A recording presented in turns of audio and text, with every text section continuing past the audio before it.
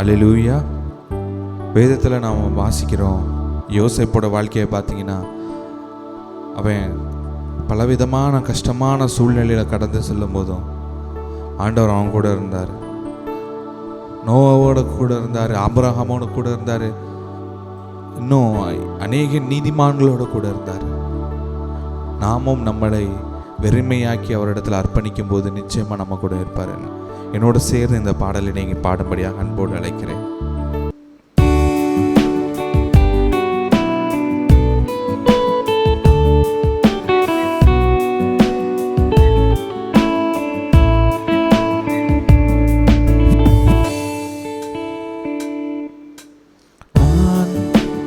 நானாகவே வந்து நிற்கிறேன், உம் பிரசன்னத்தில் வந்து நிற்கிறேன்.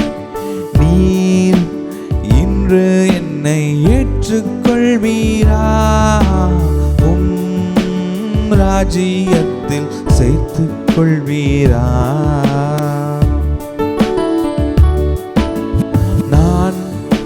நானாகவே வந்திருக்கிறேன், உம் பிரசன்னத்தில் வந்து நிற்கிறேன். நீ இன்று என்னை ஏற்றுக்கொள்வீரா, உம் ராஜ்யத்தில் சேர்த்துக் கொள்வீரா. யோசேப்பை போல் நான் ஒழுங்கில்லையே, நோவாவை போல் நீதிமானும் இல்லையே, ஆபிரகாமை போல் விசுவாசிக்கலையே, தானியேலை போல் உம்மை வேண்டவில்லையே. தானாக வந்து நிற்கிறேன், நானாகவே வந்திருக்கிறேன், உம் பிரசன்னத்தில் வந்து நிற்கிறேன். நீர் இன்று என்னை ஏற்றுக்கொள்வீரா, உம் ராஜ்யத்தில் சேர்த்துக் கொள்வீரா.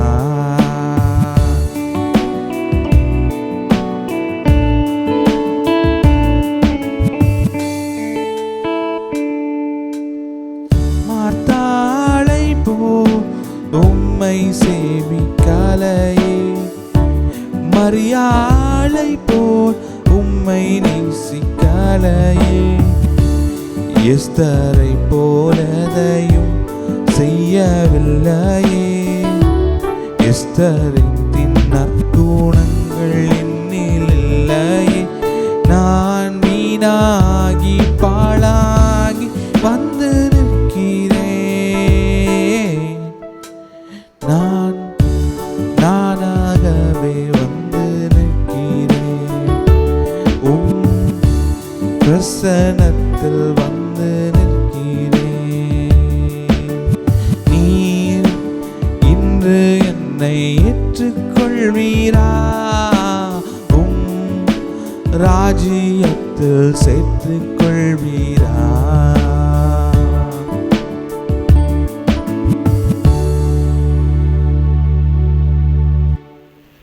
கர்த்தருடைய பரிசுத்த நாமத்திற்கு ஸ்தோத்திரம் உண்டாவதாக. இன்றைக்கும் கர்த்தர் நம்மோடு கூட பேச போகிறார். நாம் இருக்கிற வண்ணமாகவே நம்மை அழைக்கிற தேவன், நாம் இருக்கிற வண்ணமாகவே நம்மை அழைக்கிற தேவன். ஏன் தெரியுமா? லூக்கா எழுதின சுவிசேஷம் 19ஆம் அதிகாரம் 10ஆம் வசனம் சொல்லுகிறது, இழந்து போனதை தேடவும் ரட்சிக்கவுமே மனுஷகுமாரன் வந்தார் என்று சொல்லி. இழந்து போனதை தேடவும் ரட்சிக்கவுமே மனுஷகுமாரன் இந்த உலகத்திலே வந்தாரா. ஆகவேதான் இழந்து நம்முடைய மகிமையை இழந்து போய், கர்த்தர் நமக்கு கொடுத்த மகிமையை இழந்து போய் நாம் தேவனற்றவர்களாய் இருக்கிற பொழுதும் அவர் நம்மை இருக்கிற வண்ணமாக நம்மை ஏற்றுக்கொள்ளுகிற தேவனாய் இருக்கிறார். வேதத்திலே நாம் ஒரு உவமையை குறித்து நாம் சிந்திக்க முடியும். இயேசு சொன்ன இந்த அழகான உவமை பாருங்கள், லூக்கா எழுதின சுவிசேஷம் 15ஆம் அதிகாரத்திலே சொல்லப்பட்டிருக்கிறது. அங்கே ஒரு மனிதனுக்கு 2 குமாரர் இருந்தார்கள். இளையவன் தனக்குள்ள எல்லா ஆஸ்தியையும் வாங்கி கொண்டு அவன் தூர தேசத்திற்கு புறப்பட்டு போய் அங்கே தன்னுடைய நண்பர்களோடு கூட சேர்ந்து தன்னுடைய ஆஸ்தியை அவன் முற்றிலுமாக செலவழித்து போட்டான். அந்த தேசத்திலே பஞ்சம் உண்டாயிற்று. அப்பொழுது அவன் ஒரு குடியானவனிடத்திலே தன் ஒட்டி கொண்டான் என்று சொல்லி நாம் வாசிக்கிறோம். எப்படி ஒட்டி கொண்டான் என்று சொன்னால், நயந்து தன்னை தாழ்த்தி நயந்து பேசி அவனிடத்திலே சேர்ந்து கொண்டான். எதற்காக சேர்ந்து கொண்டான்? பன்றியை மேய்க்கும்படியான ஒரு வேலை கிடைக்கும்படியாக. அந்த வேலையிலே அங்கே கொடுக்கிற அந்த தவிட்டை, பன்றிகளுக்கு கொடுக்கிற தவிட்டினாலே தன்னுடைய வயிற்றை அவன் நிரப்பிக்கொள்ள அவன் ஆவலாயிருந்தான். ஆனால் அதை கொடுப்பதற்கு ஒருவரும் முன் வரவில்லை. அப்பொழுது அவனுக்குள்ளே அவனுடைய புத்தி தெளிந்ததாம். அவனுக்குள்ளே ஒரு உணர்வு வந்தது. புத்தி என்று சொல்லுகிற பொழுது அது பரிசுத்த ஆவியானவருக்கு உருவகமாக எழுதப்பட்டிருக்கிறது. அவனுக்குள்ளே அந்த புத்தி தெளிந்த பொழுது ஆவியானவர் அவனுக்குள்ளே செயல்படும் பொழுது அவனுடைய சிந்தனை மாறிற்று. அவன் தன்னுடைய தகப்பன் வீட்டை நினைத்து பார்த்தான். அங்கே அநேகம் வேலைக்காரர்கள் உண்டு, அவர்கள் பூர்த்தியான சாப்பாடு சாப்பிடுகிறார்களே. நான் அங்கே போய் என்னுடைய தகப்பனிடத்தில் போய், தகப்பனே, உமக்கு விரோதமாகவும் பரத்துக்கு விரோதமாகவும் நான் பாவம் செய்தேன். இனிமேல் உம்முடைய குமாரன் என்று சொல்லப்படுவதற்கு நான் பாத்திரன் அல்ல என்று சொல்லுவேன் என்று சொல்லி தனக்குள்ளே அவன் தீர்மானம் பண்ணிக்கொண்டு அந்த தீர்மானத்தை அவன் செயல்படுத்தினான் என்று நாம் வாசிக்கிறோம். அப்படியாய் அவன் எழுந்து தன்னுடைய தகப்பன் வீட்டை நோக்கி போகிறான். பாருங்கள், அப்பொழுது தகப்பன் என்ன செய்கிறார்? பலகனி வழியாக தூரத்திலே பார்க்கிறார். தன்னுடைய மகன் வருகிறதை பார்க்கிறார். பார்த்த உடனே அவர் ஓடி வந்து அவனுடைய கழுத்தை கட்டி கொண்டு முத்தம் செய்து அழுதார் என்று சொல்லி நம்ம வாசிக்கிறோம். பாருங்க, அப்போ இந்த குமாரன் அவன் செய்த தீர்மானத்தின் படியே அவன் சொல்லுகிறான், தகப்பனே, உமக்கு விரோதமாகவும் பரத்துக்கு விரோதமாகவும் நான் பாவம் செய்தேன். இனிமேல் உம்முடைய குமாரன் என்று சொல்லப்படுவதற்கு நான் பாத்திரன் அல்ல. உம்முடைய வேலைக்காரரில் ஒருவனாய் என்னை வைத்து கொள்ளும் என்று சொன்ன பொழுது பாருங்கள், அந்த தகப்பன் உடனே சரி என்று சொல்லிவிடவில்லை. அவன் தன்னுடைய வேலைக்காரர்களை அழைத்து அவனுக்கு உயர்ந்த வஸ்திரங்களை கொடுத்து, பாதரட்சியை கொடுத்து, அப்படியா அவனுக்கு மோதிரத்தை அணிவித்து அவனுக்காக விருந்து உபசரணை பண்ணினார் என்று சொல்லி நாம் பார்க்கிறோம். பாருங்கள், இவன் ஒருவேளை அழுக்கு வஸ்திரம் தரித்தவனாய் மிகவும் மெலிந்து போய் தன்னுடைய உருவம் எப்படி என்று அவன் உருவழிந்து போய் வந்திருக்கலாம். ஆனால் அந்த தகப்பனுடைய உள்ளத்தை பாருங்கள், அப்படியே அவர் ஏற்றுக்கொண்டார். அப்படியே அவர் ஏற்றுக்கொண்டு தன்னுடைய ஸ்திதிக்கு, தன்னுடைய அந்த அந்தஸ்திற்கு ஏற்ற விதமாய் தன்னுடைய மகனை அவர் உடுத்து வைத்தார். இதே போன்றுதான் இன்றைக்கு இயேசு நம்மை செய்கிறார். இயேசுவானவர் அவர் உலகத்திலே பல பாடுகளை பட்டு நம்மை போல மனிதனாய் வாழ்ந்திருக்கிறபடியினாலே மனிதர்களுக்கு உள்ளே இருப்பதை குறித்து அவருக்கு ஒருவரும் போதிக்க வேண்டுவது இல்லையா. ஆகவே அவர் நம்முடைய முகத்தை அல்ல, நம்முடைய இருதயத்தையே பார்க்கிறார். அவர் இருதயத்தை பார்க்கிற தேவன் நாம் இருக்கிற வண்ணமாகவே நம்மை ஆசீர்வதிக்க விரும்புகிறார். நாம் இருக்கிற வண்ணமாகவே அவர் அழைக்கிற தேவனாய் இருக்கிறார். பாருங்கள், நாம் இருக்கிற வண்ணமாக. இப்பொழுது இந்த ஓமையின் படி இந்த இளைய சகோதரன் இப்படியாய் தேற்றப்படுகிறான். இந்த மூத்தவனோ பாருங்கள், அவன் கோபம் கொண்டு வெளியிலே நிற்கிறான். நான் இதே வீட்டில் தானே இருக்கிறேன், எனக்காக இப்படியெல்லாம் செய்யப்பட்டதா, விருந்து நடந்ததா என்று சொல்லி அவன் நின்று கொண்டிருக்கிறான். இது எல்லாருக்கும் ஏற்படுகிற ஒரு உணர்வு தானே. அவனுக்கு எவ்வளவு கோபமாய் வந்திருக்கும். தன்னுடைய தகப்பன் மேல் கோபம், தன்னுடைய இளைய சகோதரன் மேல் கோபம், எல்லா ஆஸ்தியும் வேசிகளிடத்தில் அழித்து போட்ட இவனுக்காக இப்படி ஒரு கொண்டாட்டத்தை கொண்டாடுகிறாரே என்று சொன்ன பொழுது அந்த தகப்பன் வந்து இந்த மகனை அணைத்து கொண்டு இந்த மகனிடத்தில் சொல்லுகிறான், மகனே, என்னுடையது எல்லாம் உன்னுடையது அல்லவா, உன்னுடையது அல்லவா, இதெல்லாம் உன்னுடையது. நீ எதை வேண்டுமென்றாலும் எடுத்து அனுபவித்திருக்கலாமே என்று சொல்லுகிறார் பாருங்கள். அவருடைய நிலைமையிலே அவர்களை புரிந்து கொண்டு அவர்களை அழைக்கிற தேவன் நமக்கு இருக்கிறார் பாருங்கள். நாம் எப்படி நின்றாலும் அவரிடத்தில் கோபம் கொண்டாலும் அவரே தம்மை தாழ்த்தி வந்து நம்மை ஆசீர்வதிக்கிற தேவனாய் இருக்கிறார். நம்மை அழைத்து செல்லுகிற, தன்னோடு இருக்கும்படியாக அழைத்து செல்லுகிற தேவனாய் இருக்கிறார். அவன் ஏன் அப்படி நான் இருக்கிற வண்ணமாக உன்னை அழைக்கிறேன் என்று சொல்லுகிறான். அவருக்கு அப்படி என்றால் அவருக்கு எவ்வளவு ஒரு அதிகாரம் பாருங்கள். அதிகாரத்தோடு அப்படி சொல்லுகிறார். நான் உன்னை மாற்றி காட்டுகிறேன், என்னால் உன்னை மாற்ற முடியும் என்று சொல்லுகிறான். உன்னை நான் எனக்கு ஏற்றபடி வணைந்து கொள்ளுவேன் என்று சொல்லுகிறான். குயவன் இந்த மண் பாண்டத்தை அவன் வணைகிற பொழுது அது அவனுடைய கையிலே கெட்டு போயிருக்கலாம். ஆனால் குயவனாகிய ஆண்டவர் இன்றைக்கு நம்மை வேறு விதமாய் வணைந்து கொள்ளுகிறார். அவர் வேறு விதமாய் வணைந்து கொள்ளுகிறார். அவர் பயன்படுத்துகிற பாத்திரமாய் மாற்றுகிறார். அந்த கெப்பாசிட்டி உடையவராக அவர் இருக்கிறார். அப்படிப்பட்ட ஒரு அதிகாரம் உடையவராய், அப்படிப்பட்ட ஆளுமை உடையவராய் அவர் இருக்கிறார். நீ இருக்கிற வண்ணமாக நீ என்னிடத்திலே வா என்று சொல்லி அவர் அழைக்கிறார். ஏன் அப்படி பாருங்கள். முதலாவதாக அவர் சொல்லுகிறார், நான் ஏன் உங்களை அழைக்கிறேன் தெரியுமா? அப்போ லேவியராகமம் 22ஆம் அதிகாரம் 32ஆம் வசனத்தின் பின்பகுதி, அதே போல் எசேக்கியா 20:12 சொல்லுகிறது, நான் உங்களை பரிசுத்தமாக்குகிற கர்த்தர். ஆகவே தான் நீ இருக்கிற வண்ணமா வா, நான் உன்னை பரிசுத்தம் பண்ணி விடுவேன், நான் உன்னை பரிசுத்தம் பண்ணி விடுவேன் என்று சொல்லுகிறார். நான் உன்னை பரிசுத்தமாக்குகிற ஆண்டவர். நீயா சுயமா உன்னால் பரிசுத்தமாக இருக்க முடியாது. அவரால் அன்றி அந்த பரிசுத்தத்தை நாம் பெற்றுக்கொள்ளவே முடியாது. அவரே நமக்கு போதித்து நடத்துகிற தேவனாய் இருக்கிறார். நம்மை பரிசுத்தம் பண்ணுகிற தேவன். நாம் இருக்கிற வண்ணமாக அவரிடத்தில் நாம் ஒப்பு கொடுக்கும் பொழுது அவர் நம்மை எடுத்து பயன்படுத்த வல்லமை உடையவராக இருக்கிறார். நம்மை பரிசுத்தம் பண்ண வல்லமை உடையவராக இருக்கிறார். ஒரு உதாரணம் ஏசாயாவை நாம் தெரிந்து கொள்ளலாம். ஏசாயா 6ஆம் அதிகாரத்தில் சில வசனங்களை நாம் பார்க்கும் பொழுது ஆண்டவர் உயரமான உன்னதமான அந்த சிங்காசனத்தின் மேல் வீற்றிருக்கிறார். அவரை சுற்றிலும் சேராபீன்கள் நின்று கொண்டிருக்கிறது.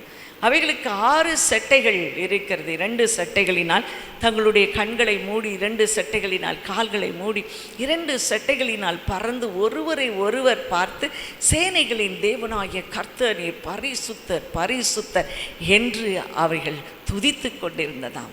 இப்படி துதிக்கிறவருடைய சத்தத்தினாலே வாசலின் நிலையெல்லாம் அசைந்தது, புகையாய் அங்கே எழும்பிற்று. அப்பொழுது பாருங்கள், இதை பார்த்து கொண்டிருக்கிற அந்த ஏசாயா சொல்லுகிறான், ஐயோ நான் அதமானேன், நான் அசுத்த உதடுகள் உள்ள மனிதன், அசுத்த உதடுகள் உள்ள ஜனங்கள் நடுவிலே வாசமாயிருக்கிறேன். சேனைகளின் தேவனாகிய ராஜாவை என் கண்கள் கண்டதே என்று சொல்லுகிறான். பாருங்கள், ஐயோ நான் அசுத்தமாக இருக்கிறேன்.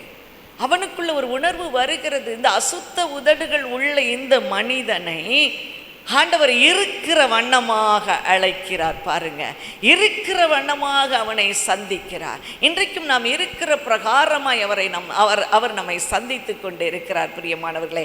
ஏனென்றால் அவர் அப்படிப்பட்ட அதிகாரம் உடையவர்.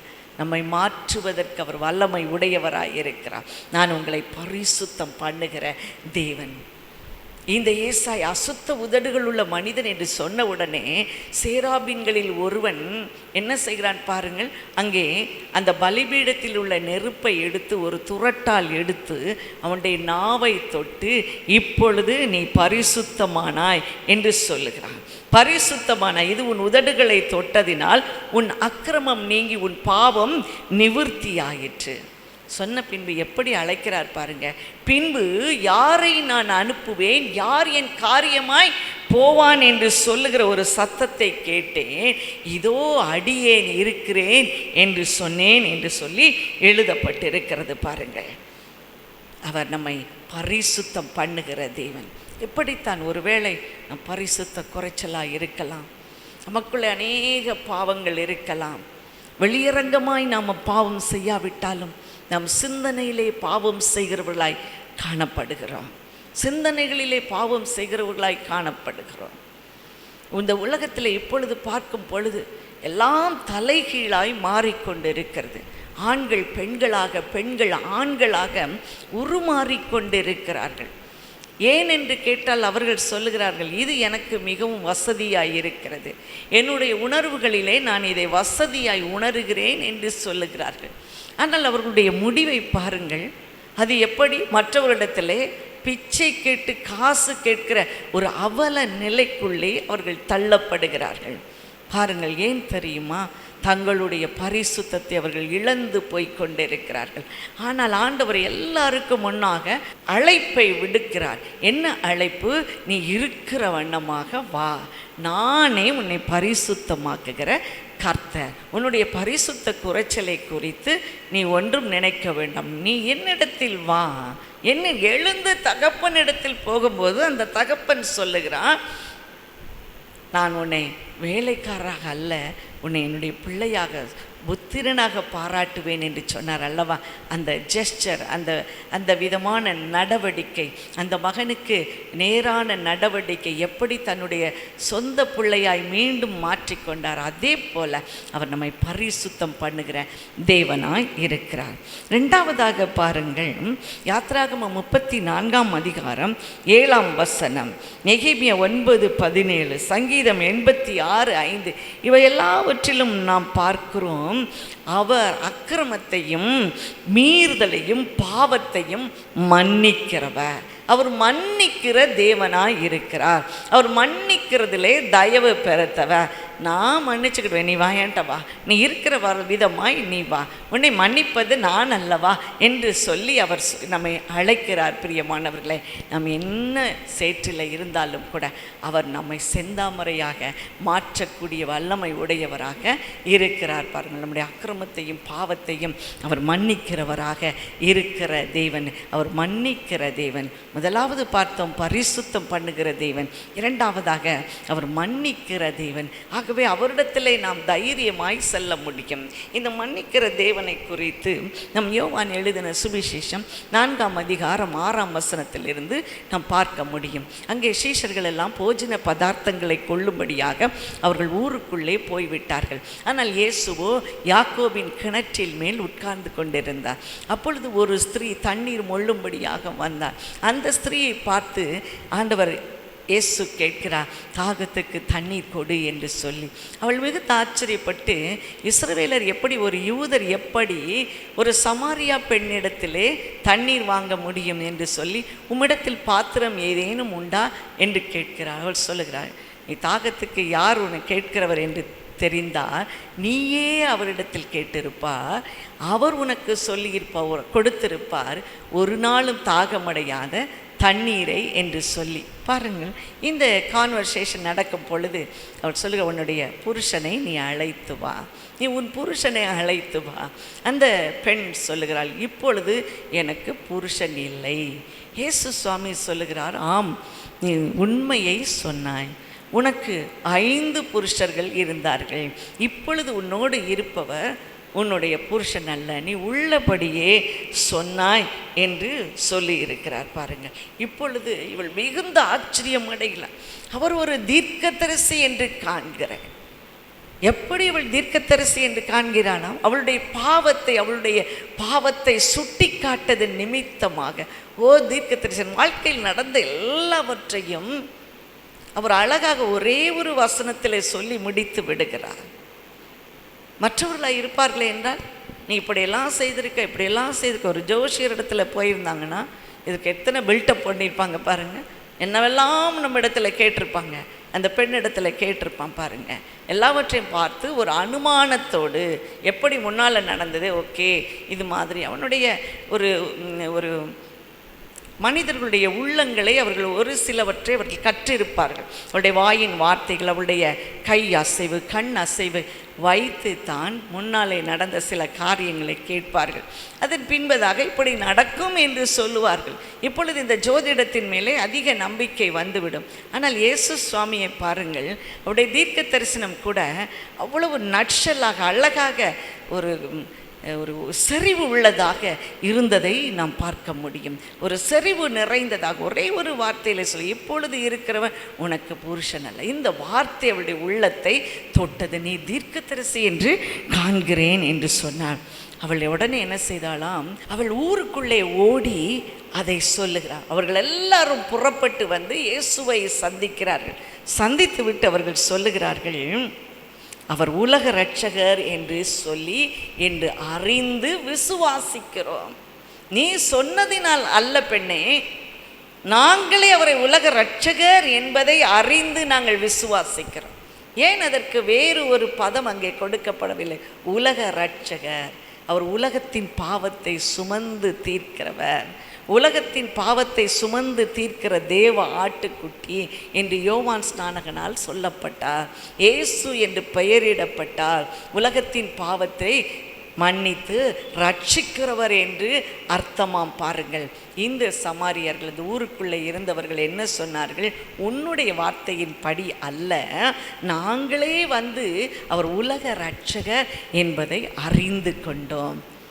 அவர் மன்னிக்கிற தேவனாய் இருக்கிறார். நாம் எப்படி இருக்கமோ அப்படி அவர் நம்மை அழைக்கிறவராகவே இருக்கிறார். இன்றைக்கு உலகம் முழுதும் இப்படிப்பட்ட ஒரு பாவம் பெருகி கொண்டிருக்கிறது. ஒன்றாய் வாழுவது, ஒரு ஆணும் பெண்ணும் திருமண உறவுக்கு முன்பதாகவே அவர்கள் கூடி வாழ்ந்து கொண்டு இருக்கிற ஒரு பாவகரமான செயல்கள் இன்றைக்கு நடந்து கொண்டு இருக்கிறது. அவர்கள் சொல்லுகிறார்கள், இதுதான் இப்பொழுது எளிதான வழியாக இருக்கிறது, இதுதான் எளிதான வழி, நாங்கள் ரொம்ப டென்ஷன்லாம் ஆகவே வேண்டாம், விவாகரத்தாயிருமோ அட்ஜஸ்ட் பண்ணணுமோ ஒன்றுமே வேண்டாம், இது எங்களுக்கு மிகவும் வசதியாக இருக்கிறது என்று சொல்லி கொண்டு வருகிறார்கள். பாருங்கள், உலகம் பொல்லாங்கனுக்குள் கிடக்கிறது. இப்படிப்பட்டவர்களையும் ஆண்டவர் என்ன செய்கிறார்? நீங்கள் இருக்கிற வண்ணமாக வாருங்கள் என்று சொல்லி ஒரு சகோதரி இப்படி தன்னுடைய அனுபவத்தை சொன்னார்கள். எனக்கு இது பாவம் என்றே தெரியாது. ஏனென்றால் அந்த ஊரிலே தனியாக இருக்க முடியாது, தனியாய் ஒரு வீடை எடுத்து வசிக்க முடியாது. ஆகவே எனக்கு சௌரியமான வழியை நான் தேடிக்கொண்டேன். ஆனால் பாருங்கள், அந்த சகோதரியை சில சகோதரிகள் சேர்ந்து அவர்கள் பேசினார்கள், நீ செல்லும் பாதை தவறான பாதை என்று சொல்லி. இன்றைக்கு நாங்கள் எல்லாம் சேர்ந்து ஜெபித்து கொண்டு இருக்கிறோம். அந்த சகோதரி ரொம்ப அறியாத ஒரு பிள்ளையாய் சொன்னார்களாம், எனக்கு இது ஒரு பாவம் என்று தெரியவில்லை என்று. பாருங்கள், அப்படிப்பட்டவர்களையும் மன்னிக்கிற தேவனாய் அவர் இருக்கிறார். பாருங்கள், இந்த சமாரியா பெண்ணை மன்னித்தவர் நம்மையும் மன்னிக்க தயவு பெருத்தவராய் இருக்கிறார். அவர் சொல்லுகிறார், நீ இருக்க வேணும், ஆஸ் இட் இஸ், நீ வந்துடு, நீ எப்படி இருக்கியோ அப்படி நீ வந்துவிடு, நான் உன்னை பரிசுத்தப்படுகிற தேவன், நான் உன்னை மன்னிக்கிற தேவன். கடைசியாக பார்த்தோம் என்று சொன்னால் எரேமியா 3ஆம் அதிகாரம் 12ஆம் வசனம், உபாகமம் 32:4-3 பகுதிகளிலே நாம் பார்க்கும் பொழுது, அவர் கிருபையுள்ள தேவன் என்று எழுதப்பட்டிருக்கிறது.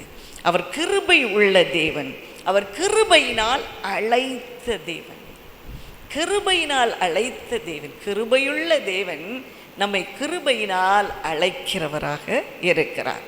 யாத்ராகமம் 33:19 மோசே இடத்துல ஆண்டவர் சொல்லுகிறார், எவன் மேல் கிருபையாய் இருக்க சித்தமாய் இருப்பேனோ அவன் மேல் கிருபையாய் இருப்பேன், எவன் மேல் இரக்கமாய் இருக்க சித்தமாய் இருக்கிறேனோ அவன் மேல் நான் இரக்கமாய் இருக்கிறேன் என்று சொல்லி.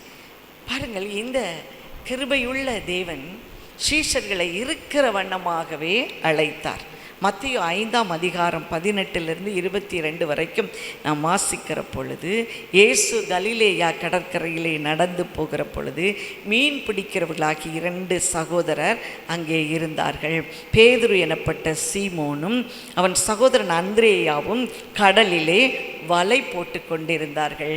அப்பொழுது என் பின்னே வாருங்கள், உங்களை மனுஷரை பிடிக்கிறவர்களாக மாற்றுவேன் என்று சொன்னாராம். இதே காரியத்தை நாம் லூக்கா எழுதின சுவிசேஷத்திலும் நாம் வாசிக்க முடியும். லூக்கா 5ஆம் அதிகாரத்தில் அவர்களை பார்த்து ஆண்டவர், பின்னே வாருங்கள், என் பின்னே வாருங்கள், நீங்கள் இதுவரைக்கும் மீனை பிடித்து கொண்டு இருந்தீர்கள், இனி நான் உங்களை மனுஷரை பிடிக்கிறவர்களாக நான் உங்களை மாற்றுவேன் என்று சொல்லுகிறார். அவர்கள் சொல்லுகிறார்கள், இரவு முழுவதும் நாங்கள் பிரயாசப்பட்டு ஒன்றும் பார்க்கவில்லை, ஆனால் ஆழத்திலே தள்ளி கொண்டு போங்கள் என்று சொன்ன உடனே அவர்கள் 2 படகுகள் நிரம்பத்தக்கதான மீன்களை பிடித்து கொண்டு வந்தார்களாம். பாருங்கள், ஆண்டவர் எப்படி அழைக்கிறார். கிருபையுள்ள தேவன். அவர்கள் என்ன வேலை செய்கிறார்களோ அந்த வேலையை விட்டுவிட்டு, அவர் யாராயிருந்தாலும், மீன் பிடிக்கிறவர்களுக்கு ஒருவேளை அதிக ஞானம் இல்லை என்று சொல்லி இருக்கலாம். பின்னாலே வருகிற வேதாகமத்தில் நாம் வாசிக்கிற பொழுது இவர்கள் பேதையாயிருந்தார்களே என்று சொல்லி நாம் வாசிக்கிறோம். இந்த பேதுருவும் இந்த யோவானும் எப்படிப்பட்டவர்களாக இருந்தார்கள்? இந்த பேதுருவனுடைய சகோதரனாகிய அந்திரேயா, இன்னும் யோவானின் சகோதரனாகிய யாக்கோபு, இவர்களெல்லாம் மீன்களை பிடித்து கொண்டிருந்த இவர்கள், அவர்கள் பேச்சை கேட்டு அநேகம் பேர் ரட்சிக்கப்பட்டார்கள் என்று சொல்லி நாம் பார்க்கிறோம். பாருங்கள், அவர்களை ஆண்டவர் மனுஷர்களை பிடிக்கிறவர்களாக மாற்றுவேன் என்று சொன்னார். மனுஷர்களை பிடிக்கிறவர்களாக மாற்றுவேன். இப்படித்தான் பாருங்கள், ஒரு வாலிப மகனே எனக்கு தெரியும். அவனுடைய வேலை என்ன? அவன் மிகுந்த குறும்புக்கார பையன். எல்லாவற்றையும் அவன் புஸ்தகங்களை மாற்றி விடுவான், லைப்ரரியிலே மாற்றி வைப்பான், கம்ப்யூட்டரில் இருக்கிற சிறு சிறு பொருட்களை மாற்றி வைத்து விடுவான், அல்லது எடுத்து கொண்டு வந்து விடுவான். இப்படி இருக்கிற அவன் தன்னை மற்றவர்கள் புகழ வேண்டும் என்று சொல்லி இவ்விதமாக, நான் பெரிய ஆள் என்று காட்டிக்கொள்ள வேண்டும் என்று சொல்லி அவன் இருந்தான். ஆனால் பாருங்கள், ஆண்டவர் அவனை அப்படியே அழைக்கிறார், அவனை அன்போடு அழைத்தார். ஒரு நாள் அவனுக்குள்ளே புத்தி தெளிந்தது. தான் செய்த காரியங்கள் எல்லாவற்றையும் அவன் நினைவிலே கொண்டு வந்தான்.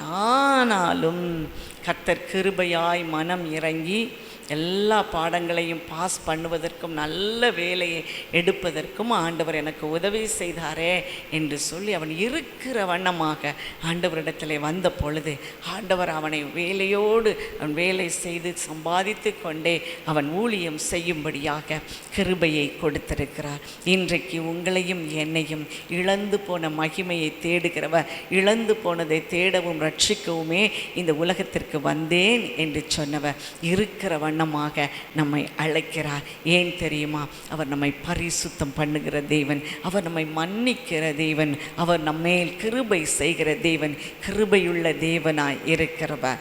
அதனாலே நாம் இருக்கிற வண்ணமாய் அவரிடத்தில் போகும்போது அவர் நம்மை கழுவி நம்மை பரிசுத்தம் பண்ணி நம்மை ஸ்திரப்படுத்தி அவருக்கு பிரயோஜனமுள்ள பாத்திரமாய் வணைந்து கொள்ளுவார். பிரியமானவர்களே, எனக்கு இருக்கிற வண்ணமாக அழைக்கப்படுகிற யாராவது முன் வருவீர்களா? நாம் இருக்கிற வண்ணமாக. ஆகவே தான் அழகான ஒரு பாடல் இப்படியாய் சொல்லுகிறது, பாவியாக வாரேன் பாவம் போக்கும் பலியே, பாவியாகவே வாரேன் பாவம் போக்கும் பலியே, என் இயேசுவே வாரேன் பாவியாகவே வாரேன். எல்லாரும் சொல்லுவோமா?